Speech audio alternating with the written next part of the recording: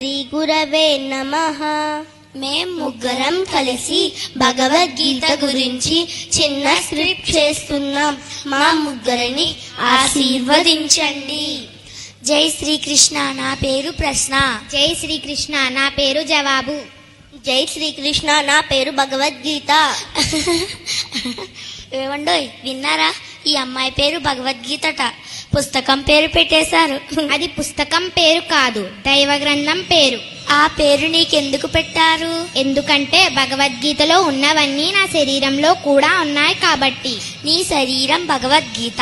అవును, నా శరీరమే కాదు, మానవ శరీరాలన్నీ నడిచే భగవద్గీతలు. అయితే పంచపాండవులెవరు? పంచపాండవులు మన పంచేంద్రియాలు. అయితే కౌరవులెవరు? మన కోరికలే కౌరవులు. అయితే పంచపాండవుల భార్య ద్రౌపదీ మాత ఎవరు? పంచేంద్రియాలకు ముడిపడి ఉన్న సత్యశీలమే ద్రౌపదీ మాత. అయితే కురుక్షేత్రం ఏమిటి? మన మనస్సే కురుక్షేత్రము. అయితే శ్రీకృష్ణ భగవానుడెవరు? నాలోను నీలోను ఈ విశ్వమంతా నిండి ఉన్న జ్ఞానమే శ్రీకృష్ణ భగవానుడు. భగవద్గీతలో ఏమున్నాయి? 700 శ్లోకాలున్నాయి. అందులో మొదటి శ్లోకం ఏమిటి? అందులో మొదటి శ్లోకం కూడా నీలాగే ప్రశ్నతో మొదలవుతుంది. ధర్మక్షేత్రే కురుక్షేత్రే సమవేతాయుయుత్సవః మామకాః పాండవాశ్చైవ కిమకుర్వత సంజయ. ఈ శ్లోకం అర్థం ఏమిటి?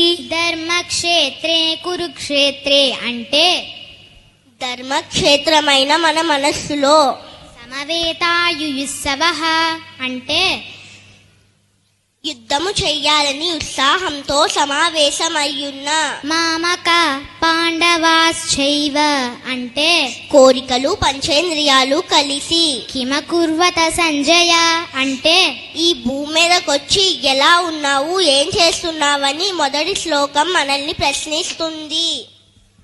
అవునా? భగవద్గీత మొదటి శ్లోకం మనల్ని హౌ ఆర్ యు అని ప్రశ్నిస్తుందా? దీనికి నీ జవాబేమిటి? యత్ర యోగేశ్వర కృష్ణః యత్ర పాదోదనుద్దరః తత్ర శ్రీ విజయోద్భూతిః ధ్రువా నీతిర్మతిర్మమ. ఈ శ్లోకం అర్థం ఏమిటి? యత్ర యోగేశ్వర కృష్ణ అంటే ఎక్కడైతే జ్ఞానము నిండి ఉంటుందో, యత్ర పాదో దరుద్దర అంటే ఆ జ్ఞానం మీద గురి పెట్టి ఉన్న శిష్యుడుంటాడో, తత్ర శ్రీ విజయోర్భూతి అంటే అక్కడే విజయం కలుగుతుంది. ధ్రువానీతిర్మతిర్మమ అంటే నీతి నియమాలతో వర్ధిల్లుతాము.